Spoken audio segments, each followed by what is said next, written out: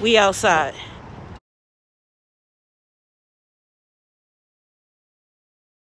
We got some stuff to take care of today. Man, you're not going to believe what I found out today.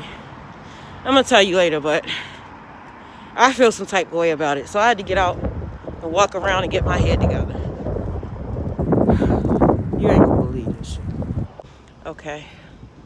First mission completed. Second mission, we are going to get a clothing voucher. I'll tell you about my first mission later. I'm going to get a clothing voucher and maybe a coat voucher and then see what we can bring home. When I'm feeling like a terrible parent, I like to go out into the world and bring my kids home things to wear, to eat. I'm on a budget. I have to be smart, so I utilize the resources that are available to me.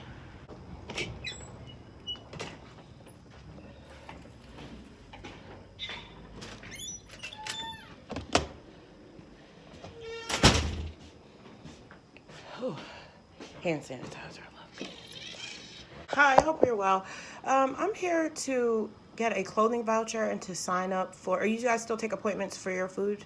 We do, yes. Unfortunately, we're all out of clothing vouchers today. Okay. We only hand out a certain amount, and we've already handed them out. Okay. And then for the food bag, our next appointment is next Monday. Are you okay. I didn't bring a pen. I can write it down for you. Thank you. I missed it. They only give out a certain amount every day. What time do you open? We open at 8 a.m. Okay, so I do they across the way open? No, they open at 9. Okay. Yeah. Do you usually run out of vouchers by 9? Would 9 be a reasonable time to come? Or? Yeah, you could come by 9. Okay, okay. You're good. And what's your first and last name, hon? Oh, well, that was only a partial bust. They only give out a certain amount of clothing vouchers every day. So we're going to need to come back tomorrow at 9. We also made an appointment to pick up some food on Monday. And I think they do a lot of like noodles, canned food, stuff like that. It's going to be heavy, but that's okay. So I won't be able to bring them home but maybe I'll just stop and get them something. Well, my phone died. That never happens to me. I tell you, I just got up and left. I didn't even pay attention. So I ended up going to another food bank. I'm going to show you what we got. All right. They got vanilla wafers, pork and beans, which nobody's going to eat. We don't eat pork. My kids low-key do. They eat anything. But I don't buy it for them. Sliced peaches. Roger will probably eat those. Spaghetti sauce. Mixed vegetables. Green beans. Arby's sauce, whatever that is. What is that? I thought it was hot sauce. Look, water and high fructose corn syrup, tomato paste, distilled vinegar, and more high fructose corn syrup. Trash. Corn. 4 containers of chunk light and noodles. These don't have eggs in them. It's wheat germ, so I can actually eat these. A dozen eggs, bread, hot dogs. It's got beef, chicken, and no, it's got chicken and pork. Last time I know they're gonna want that, and fake cheese. You know, I ain't touching none of that. But yeah, this is what we got. And here's the turkey wings I've been marinating for 2 days. And I made them jasmine rice yesterday, so that's what they're gonna eat. Okay, what I didn't want to talk to you about earlier. So, okay. Girl, I just found out that I got OCD. It's bad enough that I have bipolar 2.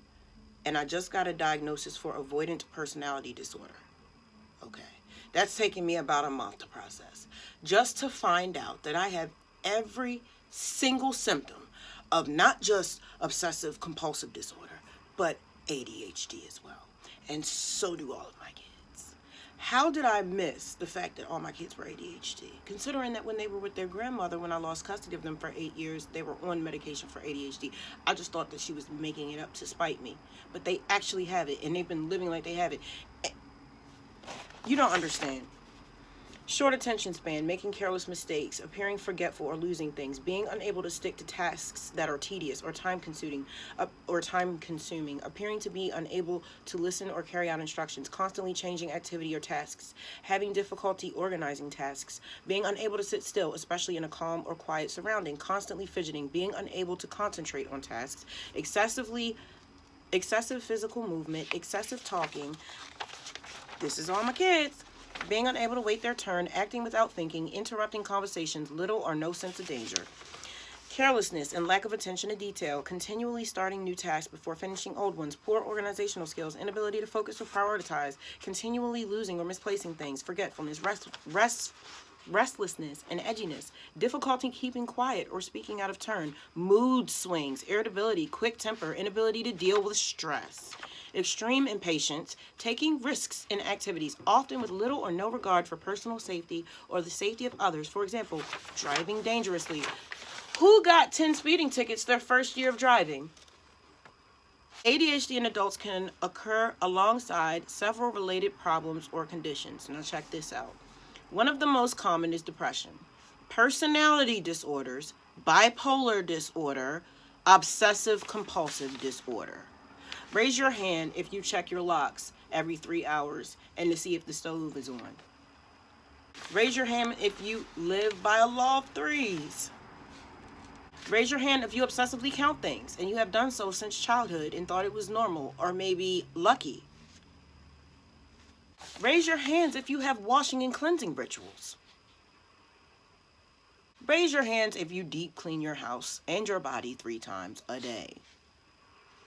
So let me tell you about the obsessive compulsive disorder. Obsessions, unwanted thoughts, feelings, ideas, or sensations. How many times have I talked to you about my intrusive thoughts?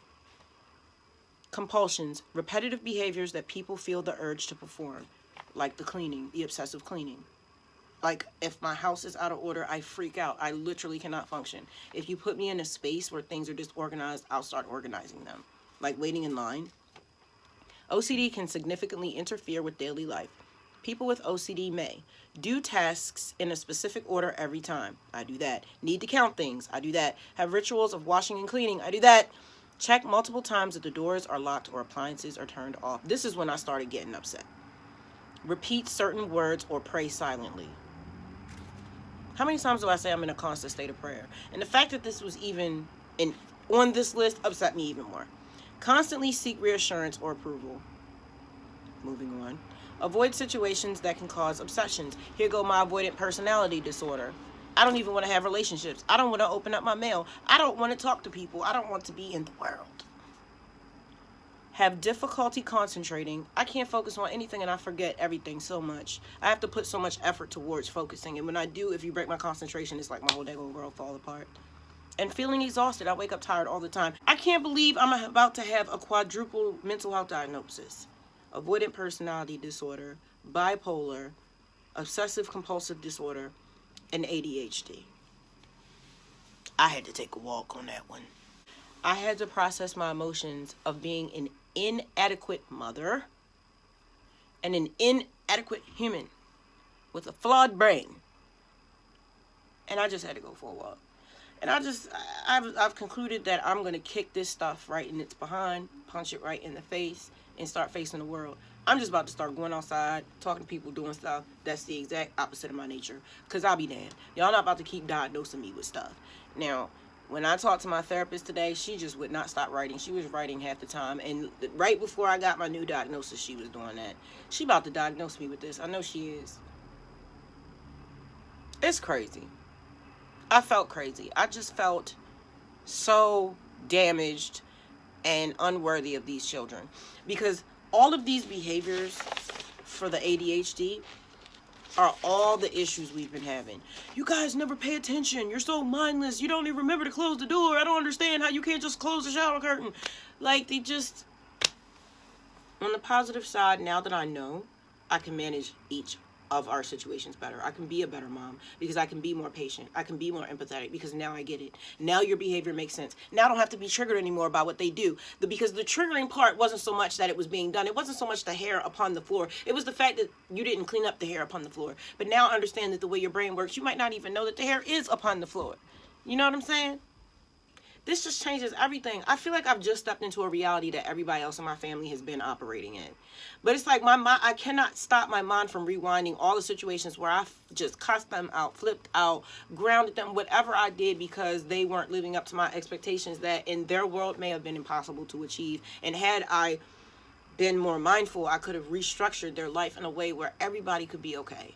We wouldn't be triggering each other. I wouldn't be triggered by them. And it's just like, it's hard for me not to fall back. I need a moment. I need a moment to feel sorry for myself. I don't care. I need that. I'm going to take it.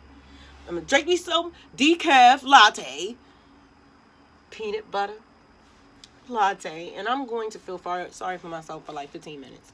And then I'm going to let it go. And then I'm going to come up with a whole new plan on how to tackle my life. But I'm not going to hold you. That was very hard to face and to deal with. But now I'm grateful and I feel free because there is a reason behind the madness, I guess. I have more information.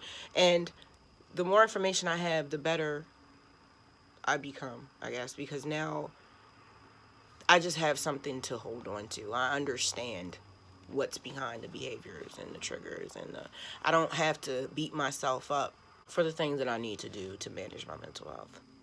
You know, like I'm sober. I don't do drugs. But I do use THC vapes. And I used to beat myself up about that because it makes me feel like an addict. But understanding I should be on medication. You know what I mean? My body chemistry, it's just so off. And I don't want to do that. So I now don't have to beat myself up about it. I tried CBD and it didn't work for me. It actually just made me go to sleep. And I need to be able to function. And I do feel like I could live without it, but I don't have to, so why put myself through that? And as long as I understand that this is medication for me and I use it as such, I don't have to keep beating myself up about it. And I still feel like I have a right to say that I'm sober, because then you go from using crack and coke and pills every day, all day, on top of alcohol and weed, and then you stop all that stuff and all you do is some damn THC vapes, and you're doing the work, honey, you sober. Which I'll call it California sober. Shit, that's good enough for me. But I have to admit that I still am processing this. It's not all good, but it will be okay. I feel like the weather. It makes me feel a little dreary.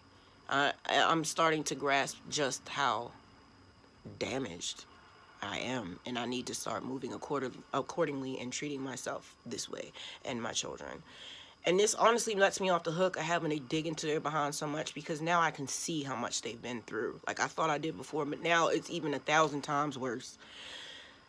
And I've put them through so much not understanding our conditions. But I just need to spend the next few days doing more research on what's going on with us chemically. Like, why is it that we get so distracted? Why is it that it's hard for us to focus? Why is it, what's going on with us biologically? And then I can use our diets to try to counteract some of this stuff, because I believe good food is good medicine. So instead of taking antidepressants, you can use food and sunlight and exercise to manipulate the chemicals in your body to stop releasing what causes stress and to start releasing what causes you to feel better and to be healthy. So we're just going to deep breathe and pray our way through this. But it makes me feel better because I understand now that there is good mental health on the other side of this. Because some days I feel like I can't control my brain, but I can. And I'm going to learn how to. We're going to do it together. I warmed up some jasmine rice from yesterday, and I made some mushroom gravy. I'm really tired, but I'm going to sit here and eat lunch and decompress for a little while. Stretch. I still have to do my reading and writing for the day, but I did my exercise. But I'm not thrilled about that diagnosis, but I'm looking forward to learning more about it and supporting my mental health with good food. And I appreciate you being here with me on this journey. We have a long way to go, friend, but we have each other. I love you. Thank you for spending time with me here in Fairy World. If you'd like to check out my playlist, I have one on indoor gardening, mental health, spirituality, my life story growing up in Baltimore called Blue Girl Wrapped in Brown, and single parenting. Did I say that twice? Check out my playlist. If you'd like to check out my music, it's available on all music streaming platforms worldwide under my artist name, The Fury of Abyss. I love you, and I'll see you tomorrow. Peace.